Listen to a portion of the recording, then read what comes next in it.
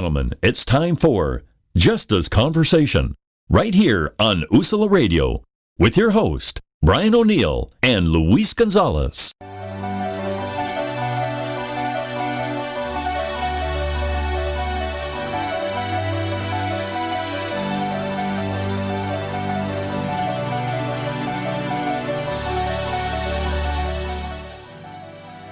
Hello, welcome once again to Justice Conversations from the Ivory Tower of the Streets.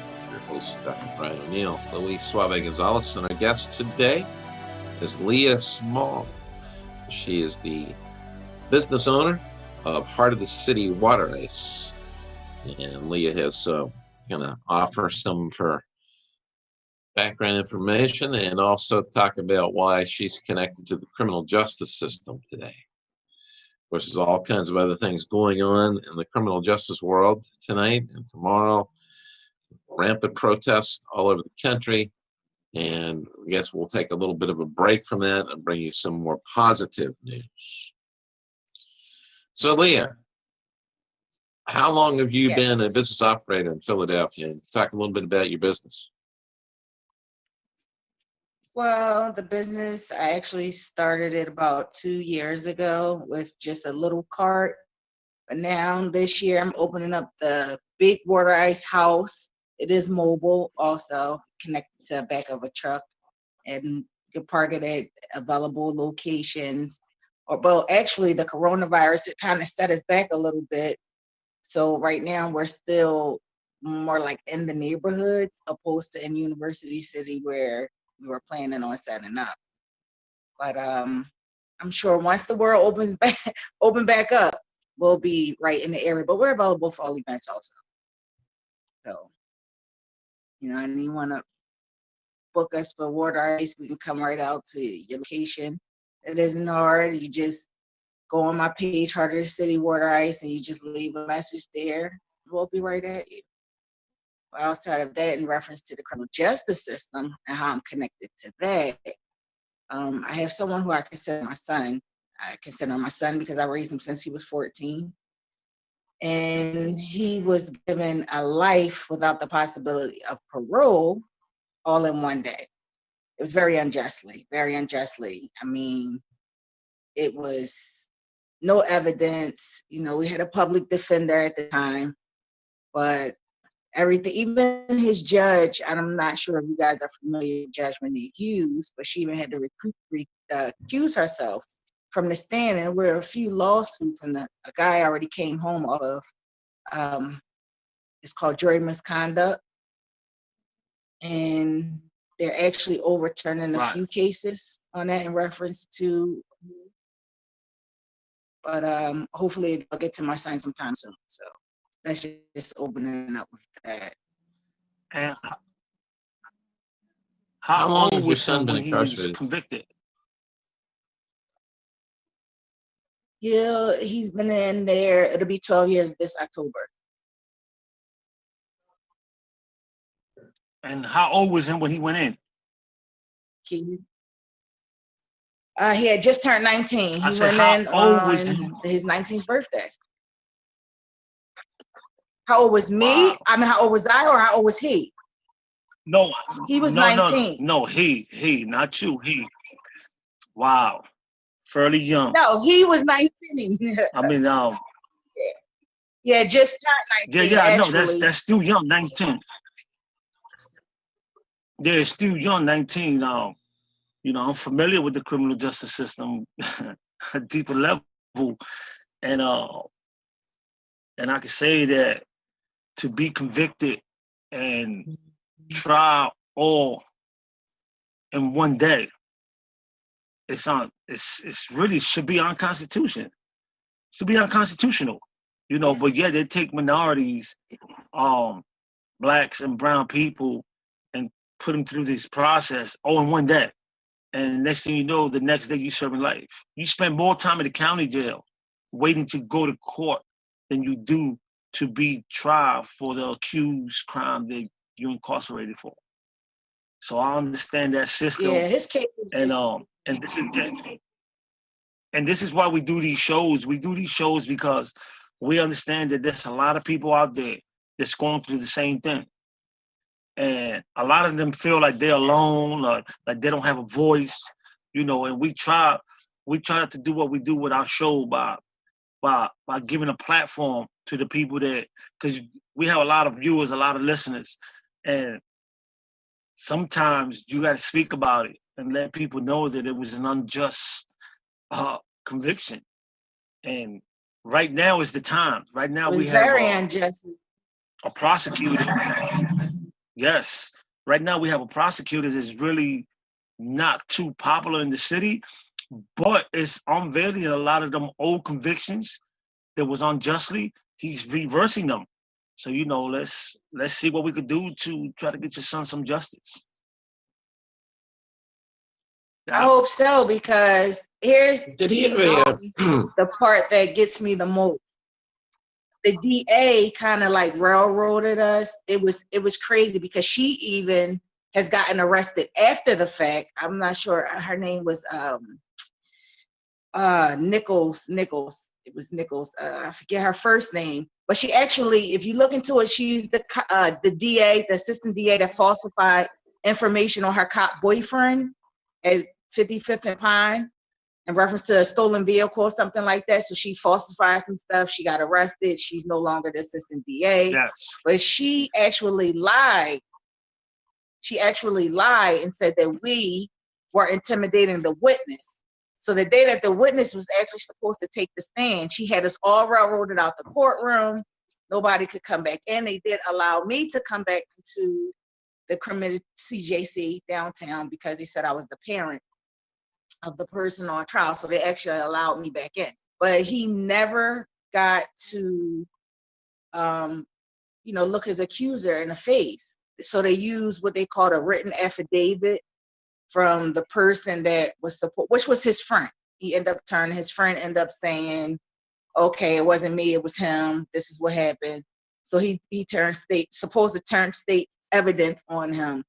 And he didn't do a day in jail for this crime, and they were together when actually it wasn't the case. It wasn't the case at all. But between the judge and the assistant DA, both of them, the assistant DA getting arrested for falsifying records, and then the judge for jury misconduct. Like, he deserves a new trial. So hopefully we can get him in. He's been writing. He did his PCRA. It didn't come through. It was denied in the first. He said something about it has to go to the Supreme in order for it to get looked at or turned over. So just a process. Within that process, his son also was born during the time that the homicide had happened. And the day that it happened, the girl had given birth. And he said that he was at the hospital, but they checked the transcripts to see that he wasn't there. So they pretty much like just stuck him from the beginning. He's never ever seen his son besides a picture. It's just a lot with that. It's a lot. And I figured had we had a lawyer, he would have beat it. He would have beat it most definitely. Elaine, did he have a bench trial or a judge trial or a jury trial? It was just a judge. Was it a judge or? Matter of fact, no. I'm sorry. He chose a jury. Just a judge? He chose a jury trial. No, he chose a jury trial. Whereas the juries, they were misunderstood about what second degree murder was. And the way that the judge was explaining it is the way they came with their conclusion of finding him guilty. So yeah, he had a jury trial.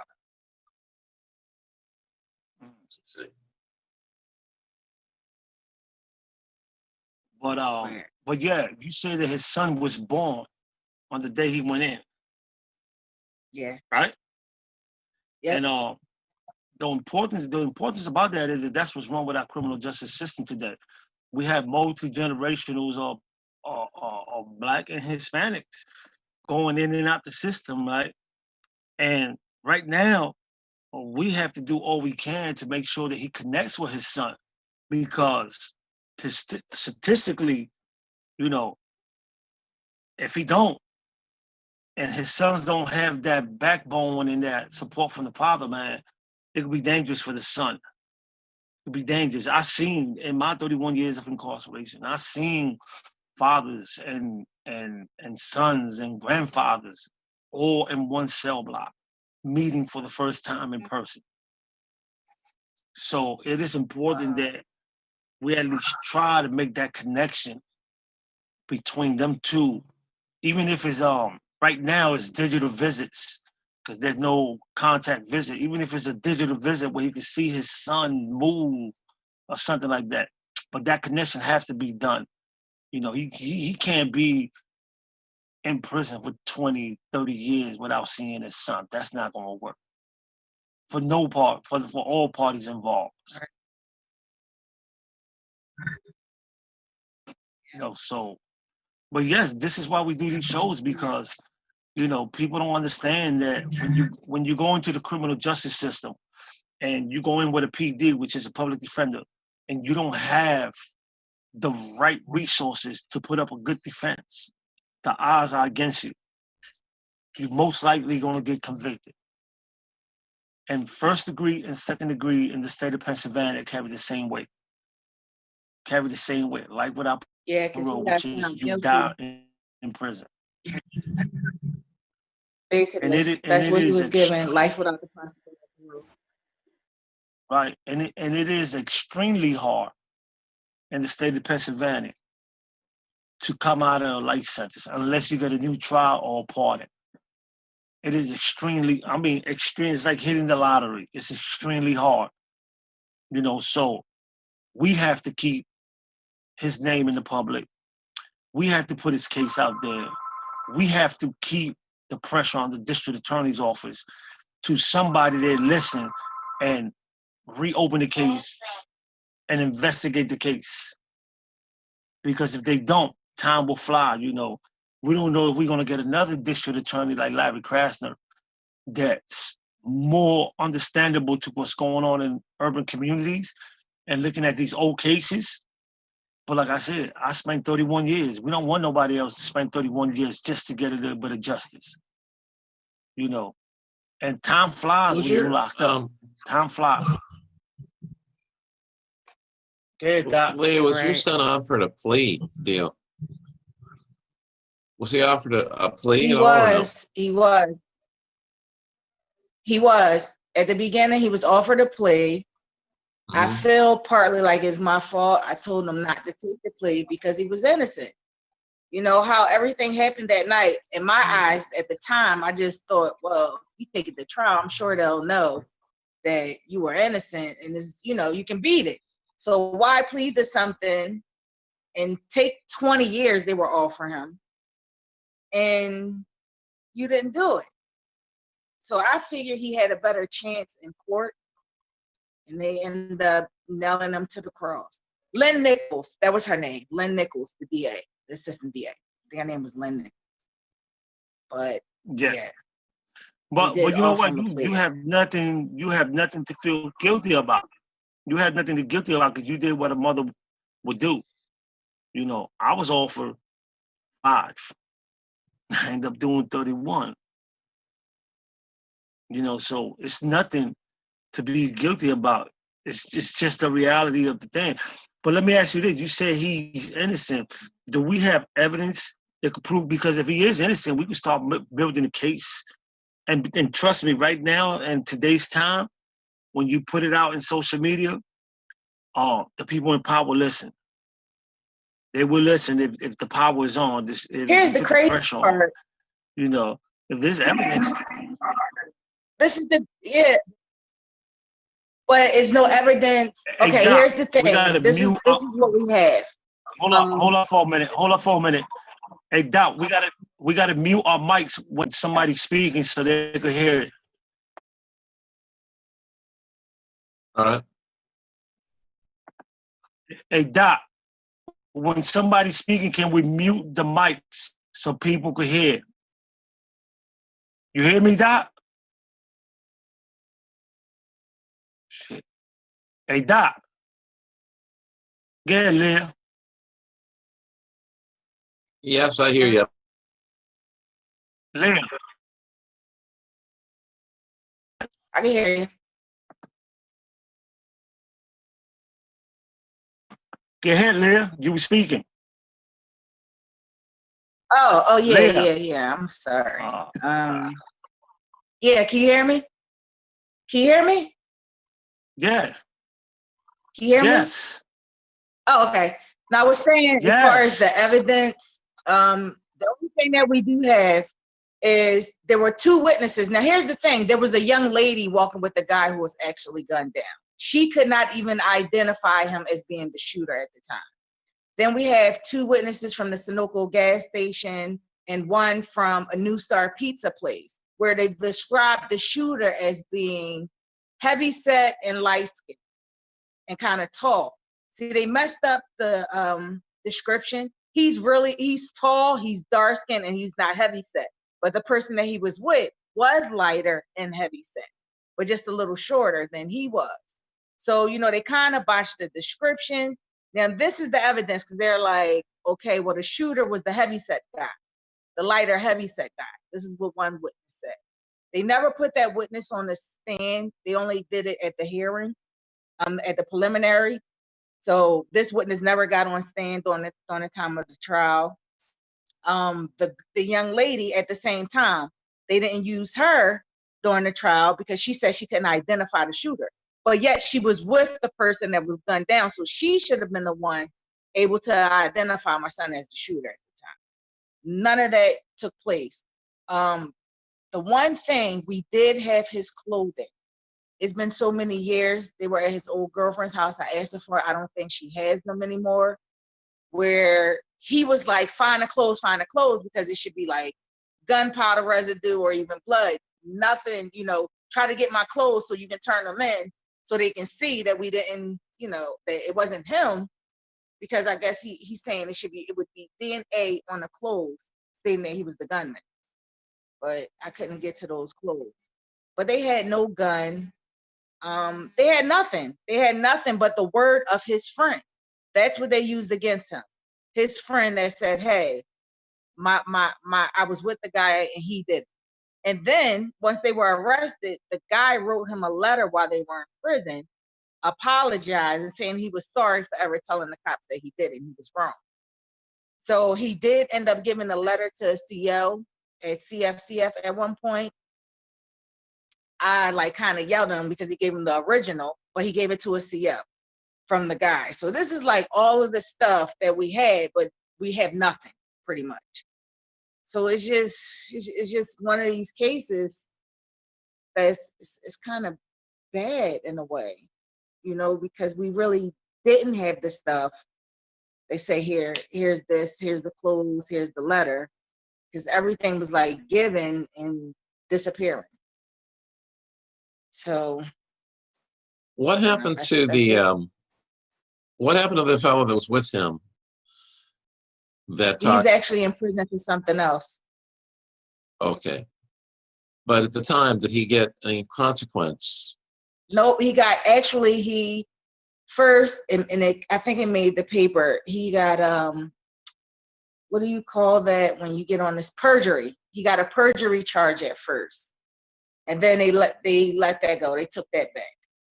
So he didn't get no time for my son. And he's actually in jail for something else, probably to come home soon. But that's it. It's fairly common. You have two people involved and somebody else makes a deal first. Yeah. And implicates the other person. That's a pretty common scenario. So how you feel about that gentleman coming home? Knowing that. I feel some type of way because I know the whole situation was crazy. He turned them in. I used to have this bar on 56 and Lansdowne, and he actually, from the beginning of when the incident first occurred, he disappeared for a few days. But now we know that he had got locked up for those few days. But when he came home, he told us, "Oh, my PO turned me in. They kept me for a couple of days because I wasn't reporting to my PO." When actually they had already grabbed him for that homicide. And I guess they let him out in order to come home to try to get my son. And what happened is that night, like I said, my son his son was born. So they went out celebrating. And the situation had occurred. The very next day is when his friend, I guess they grabbed him. So it was like 3 days had passed. Literally about 3 days had passed. And we were on Lansdowne Avenue. That's where the bar was. And next thing you know, he was in the bar playing a Pac-Man game. And he calls my phone. Now, he said the cops grabbed him, so he passed the phone to somebody else that night in the bar. But I can hear him in the background like, they got me. So I hurried up and got up there because I didn't live too far from the bar at the time. So I get to the bar, and at this point of time, the cops had my son outside on the car. Now, mind you, he went in the bar with his friend. So the whole time the cop is talking, my son is like, how do y'all know what outfit I had on? Because according to everybody in the bar that night, it was jam-packed. They said the cops walked in and they were looking for a guy with a yellow hoodie and black jeans. So they already knew what he had on. His friend had already called the cops like, hey, well, I guess we're at the bar. He has on a yellow hoodie and black jeans. So the cops actually knew who they were looking for upon even going in the bar. They walked straight up to him. And like, I watched the camera from the bar that day. And I watched the camera, the cops going in, going straight to him at the video game, grabbing him, bringing him outside, throwing him on a cop car. And at that point, they were trying to arrest him. They didn't actually read him his rights until I got up there. Because I started asking the cops, like, did you read him his rights? Did you read him his rights? At that point in time, they didn't. Then they started reading him his rights, telling me he was arrested, blah, blah, blah, blah. They took him into custody. So when he got his first phone call and he called me, and he told me, he said, listen, they brought me in here. They got me in there for that murder of Parkside. The first thing I said to him, make sure you don't say anything. Don't say anything. Hopefully we could try to get you out of it. Don't say nothing. He ended up telling, well, it wasn't me. I had a son and I was at the hospital and, all this different stuff. But really, they checked to see if he was at the hospital, which at the time he wasn't. So to them, it's like, okay, well, you lied to us once. You're lying about everything. Plus, we got your friend. Well, he didn't tell him it was his friend at the time. But we got a witness that says you actually did it. Until the paperwork came out. That's when we knew it was his friend. Because his paperwork, in the paperwork, they named him. So, I mean, it's a sad story, but it's like a real sad story. But it's like everyday occurrence in the criminal justice system. Somebody do something with somebody, they get locked up for something else, and they're trying to save their butt, and they just falsify statements and information and get somebody locked up. And that's one of the reasons we have a lot of people, innocent people in prison.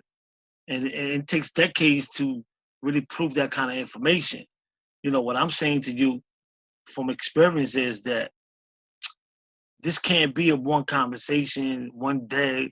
This have to be something, man, that has to be taken on as a mission if you want him to get back in court. Because it's extremely hard to get back in court with them type of cases. But it could be done. It could be done. And I'll give you much credit, man, for going public with it. Because you never know who's listening. And it might just trigger somebody's memory like, whoa, okay. Oh, I might know something about that because I was there that day, or I seen something, or I heard something that could be helpful for your son. Yeah. Doc. But I do have a question before I pass it on to Doc. Being though that we dealing with this COVID-19 now, what is your son's state of mind, his health, what institution he's in? Have you heard from him recently? Well, he's dealing in with this Huntington. COVID-19. Yeah, they let him out, I guess, like once a week. They're letting him to the phones. So he does call. Where he at, Huntington? Yes. Wow. Yeah, he's in Huntington. And I say wow because Huntington is like one of the prisons that have the COVID-19 outbreak. Yeah. They had like the most cases in the state. He said it was like 19 people during the time I talked to him, and 4 COs had it at the time, but it was spreading. Yeah, it spread to 153 people and about 86 COs. Yeah. it's crazy because at the beginning of the COVID, and he called me, he said that they're making them all the inmates wear masks before they come out of the cells, but the COs don't wear masks or gloves when they're coming in, and they're the ones that's coming in. You know, the inmates, they're not leaving the prison and going anywhere. So in order for them to catch the COVID, they're catching it from somebody who's been exposed, which is outside of those walls. So to have every inmate wear a mask and gloves, but the COs didn't have to wear a mask and gloves, I found that crazy, because I'm talking to him and he was like, yeah, they're not letting us out unless the mask and gloves, but they walking around with it. And he made the point of they're the ones who's going in and, you know, in and out, outside and all over the place. So it's just crazy. So, you know, But I say to you that the whole system is just crazy. if you are on his visiting list, you can schedule a video visit with him. I don't know if you know that. Actually, they won't let me up there because at the time I was on probation. So they said that I couldn't come up. Yeah, And but you still go get a video visit. Yeah, I wanted to try to do that. He said that this was the main reason why I had downloaded Zoom, and we've never been able to do the Zoom calls yet. Well, so later on today, I will send you the information. Okay. On how to do it, on how to schedule it, and okay. It's easy. It's easy, you know. But yeah, I think that them visits should be scheduled, and that he should see his son. Most definitely. You know, that's one of the things. Doc, I'm coming for that.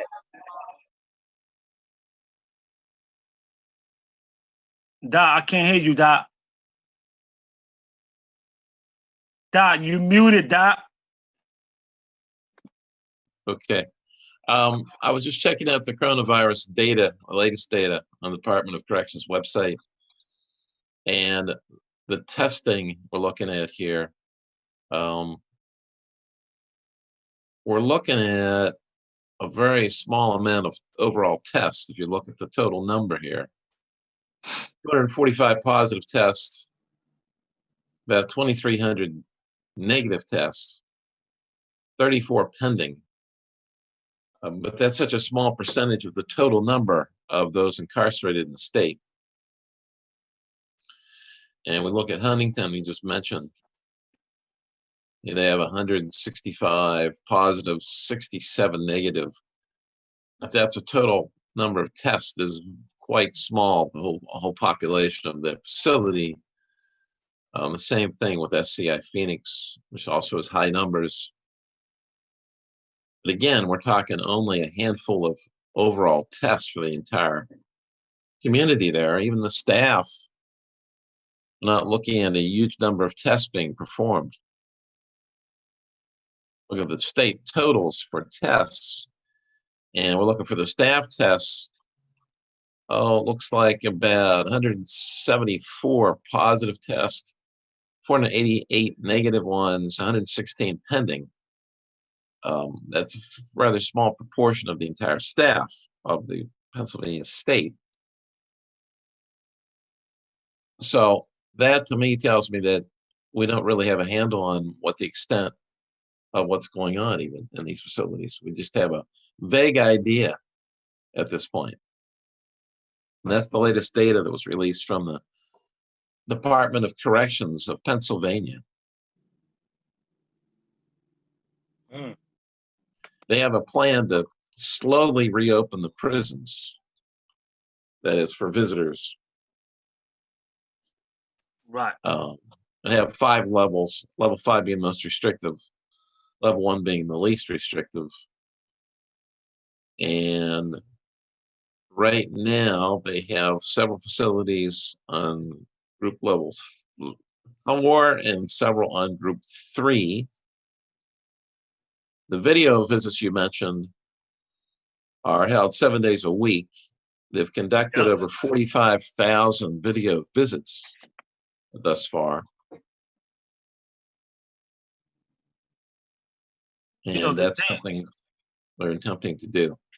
The danger is, even though I applaud video visits, right? The danger with that is that once the DOC sees that it works, they Right. always try to replace it with something else. It's nothing like a human contact visit. Let's be clear, Right. But they rather give people a virtual recitation than in-person visits, because it's less work, less risk of anything. But I always suggest to the families, go to the prison, visit the prison at least twice a year. I know it's far, but let them know, because when the guards see that per se inmate have someone coming to see him, they know that he got loved ones out there that care about his well-being. This Right. virtual visitation is good because it's accessible to everybody. Right. But at the same time, in-person visits are important, because they let the institution know that per se inmate has people out here that's looking out for his well-being, that's looking out for himself. So Right. I suggest that people consider going to the visits at least twice a year if they far away. The other thing I want to mention, those reprieve releases, that they had a goal of releasing people that were close enough to release, and they had, health issues. So they wanted to get them out of the prison to minimize the risk of getting coronavirus. They really have not met that goal. They've only had 141. That's the number I got the last time I checked. And most of the people that was released, most of them 141 people that was released were already up for parole. That was already approved for parole. These are not people that was released due to COVID-19, but they lumped citing them in. We released 141 people. These are the people that was coming home either way. Right. And you talk about Huntington, one of the facilities that's got the most infection rate. They only had one of those releases. Yes, and that's because Huntington is one of them prisons where they house a lot of lifers. They house a lot of long time inmates. So a whole lot of people don't get to come home from Huntington prison. Right. They really don't. Right. That's one of them prisons where they house a lot of people with long time. So and that's why that number is real low on the release from Huntington. When you talk about Phoenix, Phoenix only has like 9. A home base. Right. But Phoenix is like a transportational jail. It's a home-based jail. People come in with parole violation, people get out every day. Huntington don't do that. When you go to Huntington, you're going to do some time. So that's why the numbers are low. Yeah. And at the same time, last information I got was that anybody that's up for release, they supposedly testing them for coronavirus 14 days before they release. Right. 14 days. So, because I know a few people that got tested coming out, a few people didn't. Those that maxed out, that was just let out. Yes. And we still don't have the correct numbers of correctional officers infected with COVID-19. They're just giving us 1 or 2 numbers. We don't have the correct numbers. If you talk to people that's actually in the prison, they tell you it's more than that. They're just not putting it out, especially in SEI, Phoenix, and Chester. Right. Well, there's been a lack of information from a lot of states. I mean, Pennsylvania's done a little better job, at least, trying to get us some information out there. By May 27th, at least 34,584 people in prison had tested positive. That's an 18% increase from the previous week. Much of the recent growth was been in Ohio, Tennessee, Arkansas, Michigan, North Carolina. Where we're seeing most of the increase. There's been at least, look at the total count here, the total number of cases among those incarcerated. It's a tabulation, so it's still going up. I'm checking it here. there have been about 18,300 that have recovered from the virus out of just over 34,500 cases total. And let me be clear, most of the cases that have tested positive for COVID-19 in the Department of Correction in Pennsylvania has been lifers. Right. Has been lifers, long timers. So the older people in a lot of cases too. Right, older people with preconditions, right, medical risk. conditions, and lifers. And I keep saying that because when they have these conversations of releasing people, they tend to leave lifers out of that conversation, but yet lifers are the one being affected by this whole virus. But I want to go back to Leah. Yes. Leah, we know that your grand opening for your business is coming up in the next week. What did you expect? You know, where's the location? What is the goal of, you know, this small business? Because it is important for minorities to have business coming out of this virus. You know, the economy is hurting. You know, what did you expect to accomplish with this business and this water ice car in the community? What's the message we sending? Other than just selling water ice, what's the message that you want to send to people? Well, outside of this, Heart of the City water ice is home base, because actually I'm starting in front of my door in the neighborhood which I was born and raised. Although it is mobile, we're going to take it above and beyond. Like, this is just the beginning of a franchise. So I'm going to feed the community. Actually, what I am going to do, because I give away a lot, I'm also the president of the Baker Advisory Council on Lansdowne Avenue. So what I plan on doing eventually is a free giveaway at some point, because I like to give away. Everybody can't always afford everything, even if it's something small. So, but as far as the grand opening, it is this Friday at 1 p.m. at 5448 Lansdowne Avenue, which is directly across the street from Baker's Playground. You can bring the kids. It's for everybody. You know, water ice is a universal thing. It attracts all ages. So I'm hoping that I'm able to bring everybody out, still with masks, still practicing social distance, because I believe this virus is a little bigger than what some of us think. But as far as, you know, feeding the community, we still have to eat. And it's going to be hot. The recreation centers are closed. Most of the pools have been closed down almost indefinitely, because they don't even know if they're going to open up next year yet. So to try to keep cool, people come on and grab some water ice. It's important. It's important to cool the body. Cool the body, cool the mind. So I heard you say that at some point you want to do a giveaway. So let me ask you this: if a community organization want to partner with you, what are the steps that they take to partner with you and maybe have your truck come in front of their location? You know how that works. Well, actually, they can go on the page. It's at Heart of the City Water Ice on Instagram. They can leave me a message, DM me. I return all messages personally. So what they can do is give me their event details and what it is that they're actually trying to do. And I'll reach right back out to them and see if we can make the partnership happen. You know, I'm for a lot. So it's very minimal that I say no to different organizations, because I'm so for the organization. I'm so for my community. Like, I've done some destruction as a kid. You know, I wasn't always this super duper good girl, but I always had good mindset. So in doing so, this is like revitalization in a way. You know, we're rehabbing the community. So I'm bringing out some good water ice. That's what we need right now. And what else? Got funnel cakes, pretzels, hot dogs, sausages. And like I said, eventually I'm coming up with something bigger. You know, I do that a lot. So I am going to do something that I quite can't speak on right now. But the Heart of the City Water Ice plan on doing a big give back this summer.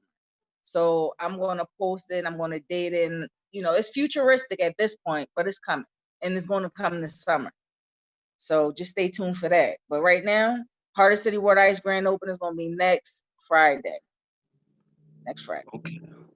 So I just want to, give you a little plug for our listeners and people that's listening, man. It's important that we support our own kind. It's important that we go out and, like you said, cool our minds out.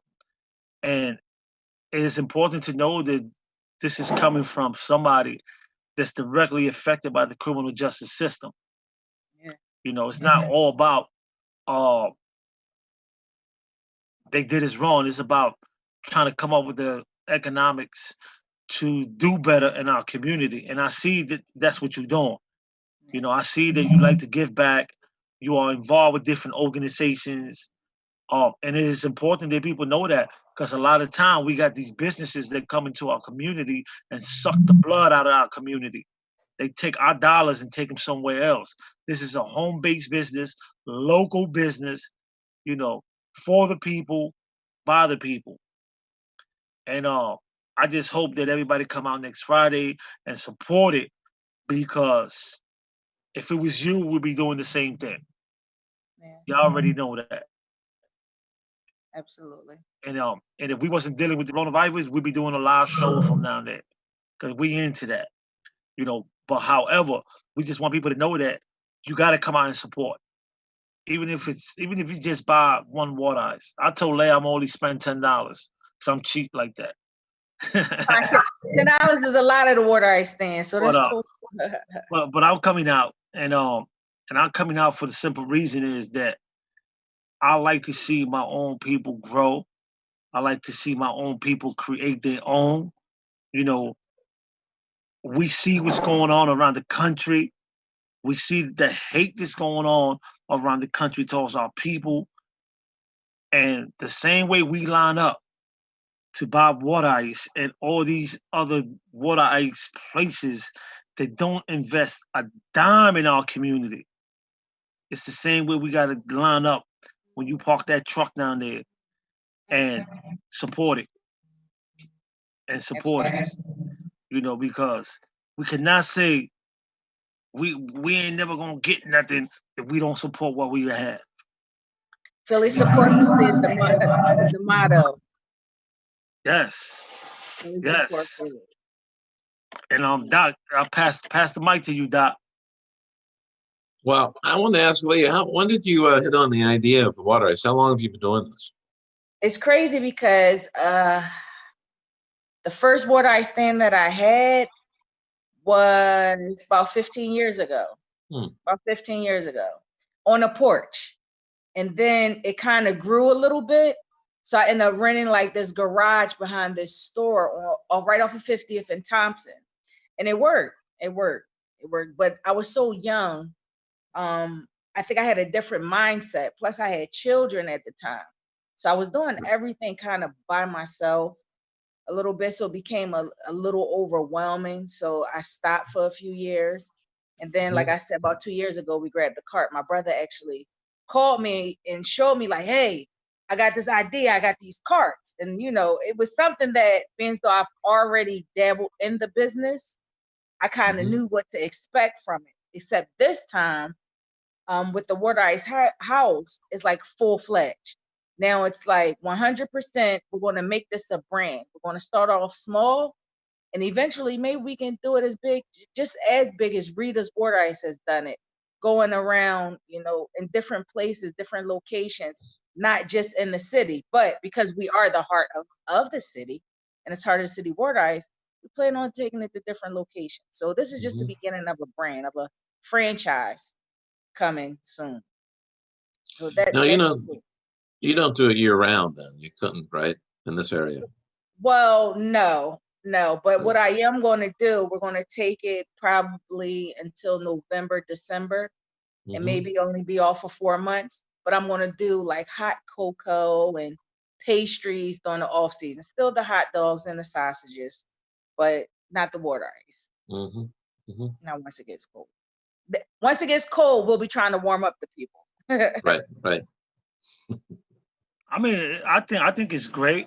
I think it's even greater for young people, because this is something that I see young women could start off as their own business.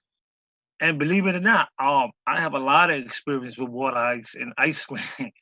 When I was incarcerated, we ran an ice cream shop in the prison, and our gross was like anywhere from $15,000 to $20,000 a month, just selling water ice and ice cream in the prison.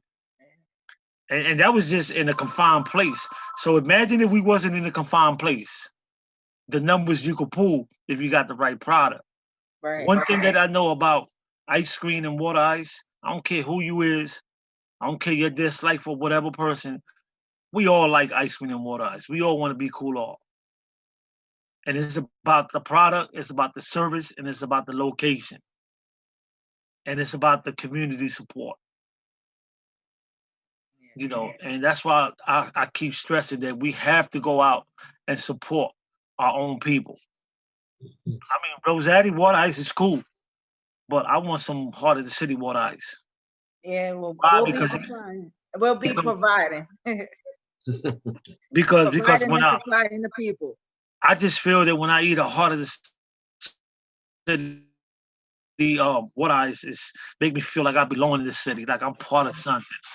And that's what I want people to know. Go out and learn something. You know, if you want to start something, go out and talk to Leah. See how you could do something in your community.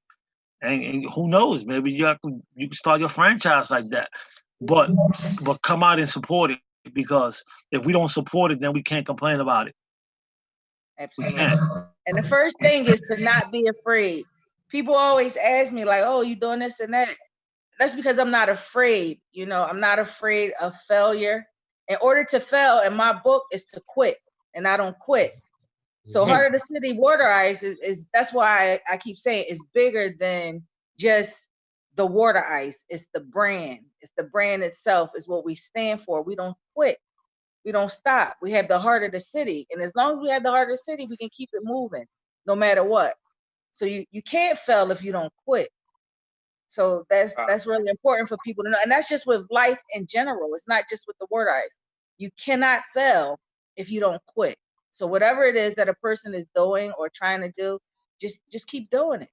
And eventually you'll succeed. You know, sometimes you pass and fail, but again, in order to fail, you have to quit.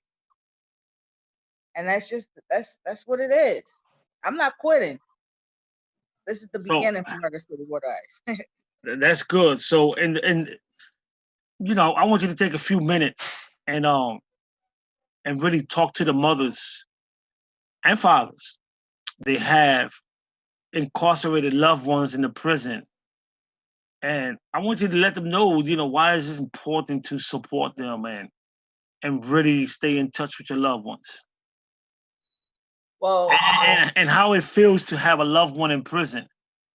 You know, it's emotional most of the time. And for a long time, you know, I used to play like this pretend game. You know how you pretend that somebody's somewhere else and you can't talk to them? Or, you know, I had a bad thing with that. Like, I'm not a writer. I don't like to write. You can call me. I'll accept the call. Even when collect calls was out, I remember my mom used to be like, "Oh, you accepted this collect call. You owe me money for the bill." You know, like, call me. I would love to hear your voice anyway. But it's an emotional thing. And sometimes I don't even think the prisoners may understand what we go through out on the street. Yeah, we're free. We're free because our bodies and soul is out here and we're not behind cages. But it's an emotional thing, because there's been plenty of times I shut down after a phone call, whereas though I'm sad because this person isn't here.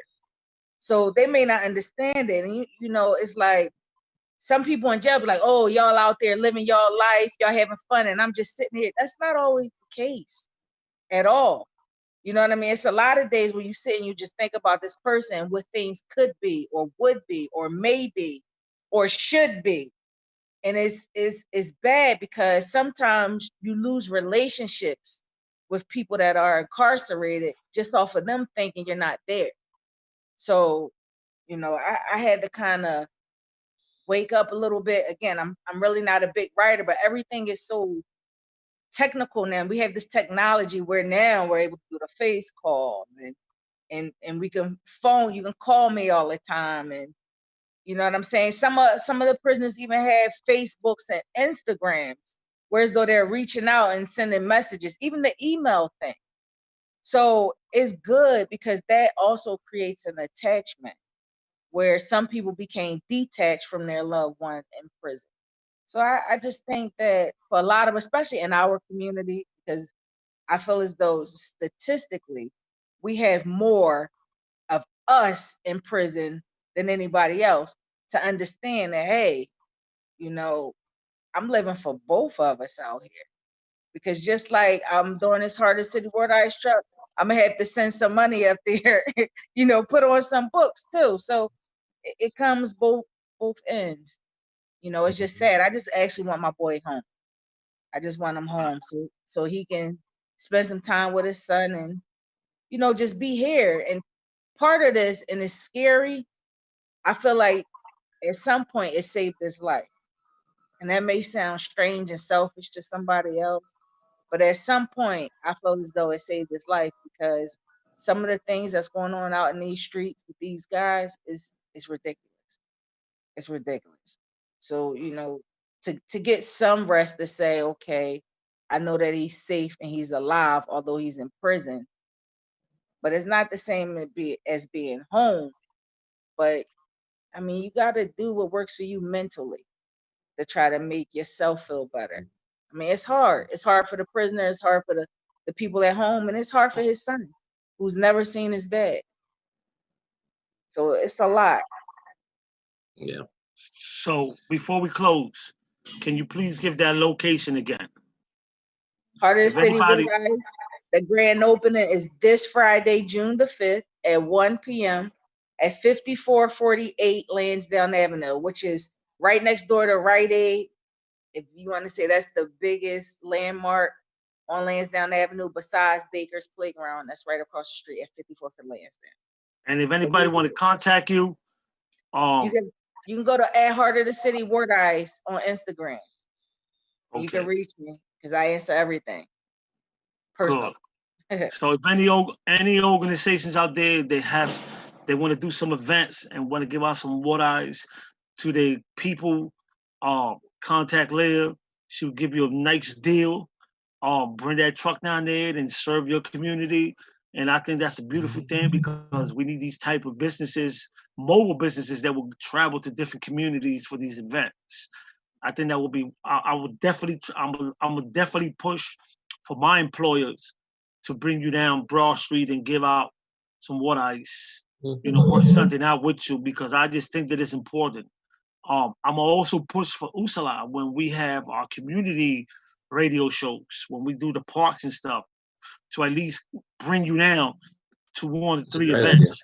You know, get the people out. Because I know if I have a water ice truck, I could get people out to come watch me talk in my radio show. You know, they just don't want to see the pretty face, right, Doc? That's right. So, you know, these are the type of things that we need to be promoting, because we also come on and promote, you know, all the crazy things that's happening in the world. It's always good to promote some positivity and at the same time address some issues. You know, because like you said, you're not only selling water ice, you're also going to be sending money to put in somebody's books. Yeah. You know, in your son's books, because you want him to be well taken care of while he's incarcerated.